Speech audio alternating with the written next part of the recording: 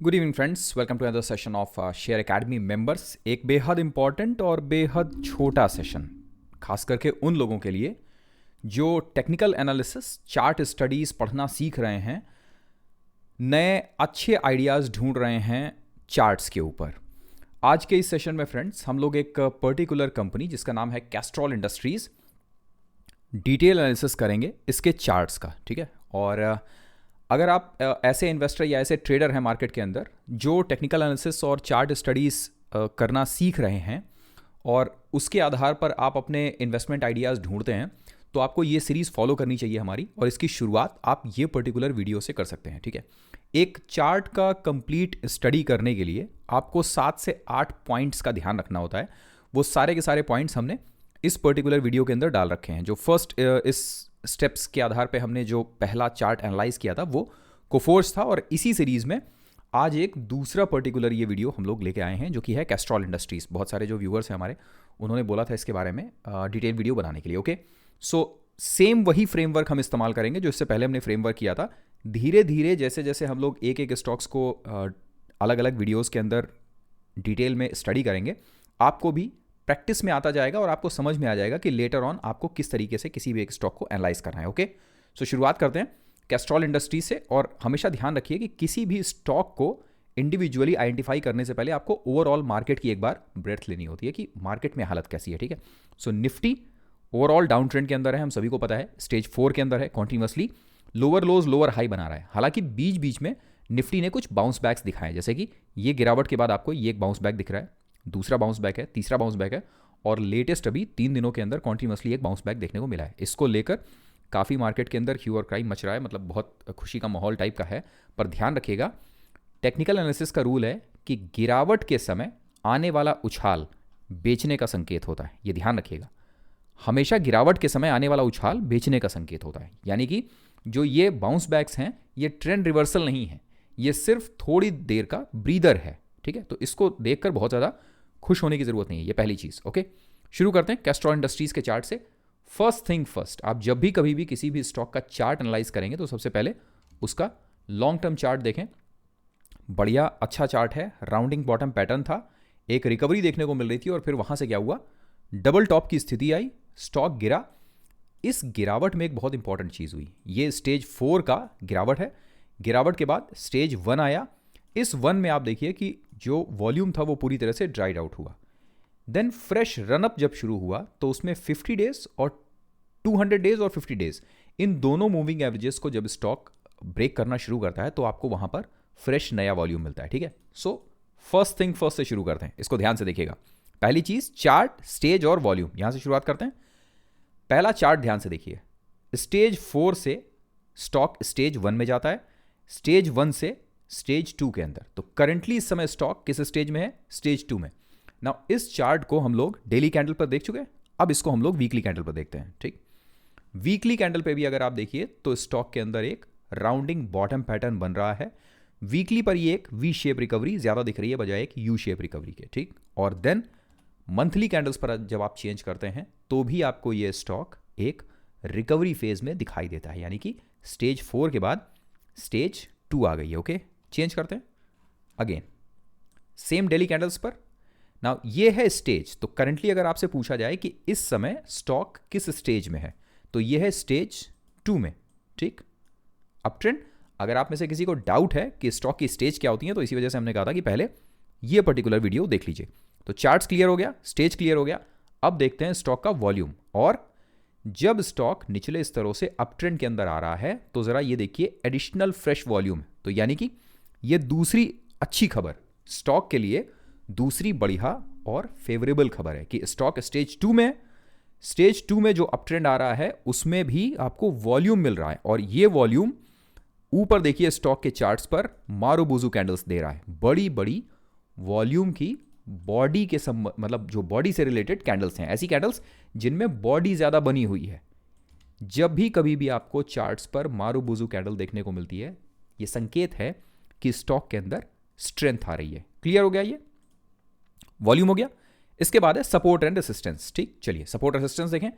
जब स्टॉक निचले स्तरों से चलना शुरू करता है तो किसी भी स्टॉक के चार्ट में आपको कई बार बहुत सारी नेकलाइंस देखने को मिलती हैं, जैसे कि यहाँ इस पर्टिकुलर कैस्ट्रॉल के अंदर 216 के आसपास एक नेकलाइन थी। ये नेकलाइन इस स्टॉक के लिए एक रेसिस्टेंस का काम करती, ठीक। अभी के अभी इस स्टॉक ने इस रेसिस्टेंस लाइन को तोड़ा और ऊपर की तरफ चला। नाउ जब स्टॉक रेसिस्टेंस लाइन को तोड़ता है और ऊपर की तरफ चलता है तो हम कौन सा टर्म इस्तेमाल करते हैं स्टॉक के लिए? ब्रेकआउट। इसने ब्रेकआउट दिया। अगर स्टॉक नीचे की तरफ गिर रहा होता तो हम लोग क्या कहते? Break down. तो ये तीसरी बढ़िया खबर है कि इस स्टॉक ने ब्रेकआउट दिया। अब इस ब्रेकआउट में एक और इंपॉर्टेंट चीज है, वो है ये ब्रेकआउट सपोर्टेड बाय वॉल्यूम। दिख रहा है यहां पे ना। अगर कभी भी स्टॉक ब्रेकआउट देता है या ब्रेकडाउन देता है और अगर वो वॉल्यूम से सपोर्टेड होता है तो इसका क्या मतलब होता है? कमेंट बॉक्स में लिखिए, ठीक। अब इसके बाद इस स्टॉक में एक रेसिस्टेंस और मिलेगा। कहां पर? जो कि ये इसका तकरीबन 52 वीक्स हाई होगा, जो कि होगा 280 के आसपास। नाउ ये एक मेजर रेसिस्टेंस का काम करेगा, जो कि नियर टर्म में इसी स्टॉक का एक टारगेट भी होगा। पर अभी हम टारगेट के पीछे नहीं जाएंगे। क्यों? क्योंकि इसके साथ में एक बहुत बड़ी खबर जुड़ी हुई है, ठीक। सो तीन इंफॉर्मेशन हमारे पास अच्छी हो गई। क्या? चार्ट्स पर स्टेज 2 में है स्टॉक, वॉल्यूम सपोर्टेड है, सपोर्ट और रेसिस्टेंस की लाइन में स्टॉक के अंदर अच्छा बढ़िया ब्रेकआउट आया हुआ है, ठीक। अब हम इस्तेमाल करते हैं इंडिकेटर्स। यहां पर बिल्कुल रेगुलर जो हमारा रेगुलर इंडिकेटर है वो है मूविंग एवरेजेस। दो तरह के मूविंग एवरेज, 50 और 200 days moving average. Green colour की लाइन 50 डेज मूविंग एवरेज है, रेड कलर की लाइन 200 डेज मूविंग एवरेज है। अब देखिए ध्यान से, 50 डेज और 200 डेज दोनों ही मूविंग एवरेजेस को इस स्टॉक ने ब्रेक किया और उसके बाद कॉन्टिन्यूअसली अप ट्रेंड में आया। देन कुछ टाइम के लिए ये 200 डेज मूविंग एवरेज पर सपोर्ट लेता है और उसके बाद यहां से अचानक से तेजी शुरू होती है जो लगातार जारी है। जब आप इंडिकेटर्स के आधार पर किसी भी स्टॉक को एनालाइज करते हैं तो आपके लिए एक एडिशनल इंफॉर्मेशन होती है, ठीक। और ये एडिशनल इंफॉर्मेशन क्या बता रही है? कि स्टॉक के अंदर स्ट्रेंथ है। नाउ इतनी इंफॉर्मेशन होने के बाद में आप अगर चाहें तो इसी आधार पर इस स्टॉक में कोई भी अपनी तरफ से एक डिसीजन पॉजिटिव या नेगेटिव बना सकते हैं। अब हम आपसे पूछते हैं, इतनी इंफॉर्मेशन के आधार पर इस स्टॉक में आपका डिसीजन क्या होना चाहिए? कमेंट बॉक्स में बताइए, ठीक। अगर आप यहां तक भी अपनी एनालिसिस रोक दें तो भी कोई प्रॉब्लम नहीं है, आपकी जो एनालिसिस है वो एकदम सही है। पर अगर आप इसमें 2 पॉइंट्स और जोड़ देते हैं, जो हम हमेशा आपको बताते हैं कि टेक्निकल एनालिसिस में अगर आप 2 पॉइंट और जोड़ दें तो वो पॉइंट आपकी चार्ट स्टडी को और एज देते हैं। अगर आप चाहते हैं वो 2 पॉइंट्स और, तो कमेंट बॉक्स में एक बार लिखिए यस, और हम लोग उन 2 पॉइंट्स को और ऐड करते हैं अपनी एनालिसिस में, ठीक है। चलिए आगे बढ़ें। यहां तक आने के बाद आपको थोड़ा सा एक काम करना होता है और वो है हल्का सा फंडामेंटल्स देखना, इसलिए ताकि हमको यह पता चले कि स्टॉक कहीं ओवर वैल्यूड तो नहीं है, दूसरा कहीं कचरा स्टॉक तो नहीं है। तो इन 2 चीजों को हम लोग एनालाइज करते हैं, ठीक है। और ये एनालाइज करेंगे हम स्क्रीनर के ऊपर, okay. So first thing first, valuation देख लेते हैं। नाउ स्टॉक का पी इस समय 26 के पी पर चल रहा है। 5 सालों का जो स्टॉक का पी है वो 17 का है, इंडस्ट्री का पी 30 का है, पीजी रेशियो 12 का है और प्राइस टू बुक 10 का है। नाउ अब इन चारों के आधार पर आप इस स्टॉक को 10 में से मार्क्स दीजिए वैल्यूएशन के आधार पर, ठीक है। पीजी रेशियो 12 का है, प्राइस टू बुक स्टॉक का 10 का है और स्टॉक का पी है 26 का। तो स्टॉक महंगा है, ओके ओके है या सस्ता है, ये कमेंट बॉक्स में डालिए, ठीक। अब आते हैं कंपनी के डेटा पे, ठीक है। नाउ ध्यान से देखिएगा, दिसंबर 2020 से कंपेयर करते हैं, लगभग 3000 करोड़ 4000 करोड़ के आसपास का जो धंधा हुआ करता था टॉप लाइन, वो बढ़ता है 4200 करोड़, 4700 करोड़, 5000 करोड़, 5300 करोड़। दैट मीन्स कि अप्रॉक्सीमेटली 3000 करोड़ के आसपास का धंधा बढ़ के 5300 करोड़ का हो रहा है, यानी कि टॉप लाइन के अंदर ग्रोथ है और वो ग्रोथ हम लोग को यहां देखने को मिल रही है। हालांकि ग्रोथ बहुत स्लो है, ठीक है। 9% का 3 सालों का ग्रोथ है, बहुत कम है। आमतौर पर 15% से ऊपर ग्रोथ मिलता है तो बढ़िया होता है। देन ऑपरेटिंग प्रॉफिट मार्जिन 27% के आसपास, और अगर आप पूरा इसका ऑपरेटिंग प्रॉफिट मार्जिन देखेंगे 5-6 सालों का तो एवरेज 27% के आसपास प्रॉफिट मार्जिन है, ठीक। इंटरेस्ट कॉस्ट बहुत ज़्यादा नहीं है स्टॉक के अंदर। नेट प्रॉफिट कंपनी का देखिएगा तकरीबन 500 करोड़ के आसपास था, वो बढ़कर करीब 1000 करोड़, यानी जो बॉटम लाइन था वो लगभग डबल हो जाता है। एक चीज़ और देख लेते हैं इसमें, और वो है कि कंपनी के पास में बोरोइंग तो नहीं है, ठीक है। और आप देखिए बोरोइंग्स कंपनी के पास में नहीं है कैश रिजर्व की तुलना में। नाउ इससे आपको ये पता चल गया कि ये कंपनी कम से कम कचरा तो नहीं है। क्लियर हो गया ये? नाउ इतना हो गया, एक चीज इसमें और मिसिंग है अभी, वो क्या है? स्टॉक के अंदर अगर चार्ट्स पर आपको इतना वॉल्यूम देखने को मिल रहा है, ठीक है, और वो भी इस मार्केट में अगर गैप अप ओपन हो रहा है स्टॉक, तो ये कोई नॉर्मल खबर नहीं है, ठीक है ना, ये नॉर्मल चार्ट नहीं है, इसके साथ कोई ना कोई इंफॉर्मेशन जरूर जुड़ी हुई है, ठीक है। और वो इंफॉर्मेशन कहाँ है, गूगल पे आएंगे आप और उसके बाद सर्च करेंगे तो आपको पता चल जाएगा। क्या है, Castrol India share soars 11% as Saudi Aramco eyes BP's lubricant business. अब है क्या, कैस्ट्रॉल बेसिकली जो ब्रिटिश पेट्रोलियम है उसकी एक सब्सिडरी कंपनी समझ लीजिए कि उसकी एक छोटी कंपनी है जो कैस्ट्रॉल इंडिया के नाम से भारत में व्यापार करती है, ठीक है। ये लोग बेसिकली ल्यूब्रिकेंट वाले पार्ट में है, हम सभी को पता है। तो ब्रिटिश पेट्रोलियम के इस पार्ट को कौन खरीदने जा रहा है, सऊदी अरब की जो सबसे बड़ी पेट्रोलियम कंपनी है अरामको, वो खरीदना चाहती है कैस्ट्रॉल को इंडिया के अंदर एंट्री करने के लिए, ठीक। और ये डील तकरीबन $20 बिलियन के आसपास की डील है। ये खबर चूंकि सारे जितने ऑथेंटिक न्यूज़ सोर्सेज हैं वहां आई हुई है, इसी वजह से ये खबर मानी जाए कि ऑथेंटिक है। हालांकि डील अभी कंफर्म नहीं हुई है, ऐसा माना जा रहा है कि सऊदी अरामको चाहती है ये करना, ठीक है। तो चाहती है ये तभी आता है जब बिजनेस में किसी तरह का इंटरेस्ट होता है, थोड़ी बहुत बातचीत शुरू हो जाती है, तभी इस तरीके की खबरें बाहर आके देखने को मिलती हैं। और ये कंफर्मेशन आपको मिलता है यहाँ वॉल्यूम से, जितना वॉल्यूम यहाँ देखने को मिल रहा है ना। अब एक चीज़ समझिए, जो चीज़ हम लोगों ने अभी तक डिस्कस करी, charts, stage, volume, support, resistance, fundamentals, indicators और उसके साथ में न्यूज़, जब आप इतनी चीज़ों के आधार पर एक पर्टिकुलर स्टॉक के चार्ट को डिटेल एनालाइज करते हैं तो आपके सामने उसकी एक बढ़िया पिक्चर निकल के आती है। अब हमारा सिंपल आपसे एक क्वेश्चन है, ठीक है, 10 में से कितने पॉइंट्स देंगे आप इस एनालिसिस को, ठीक।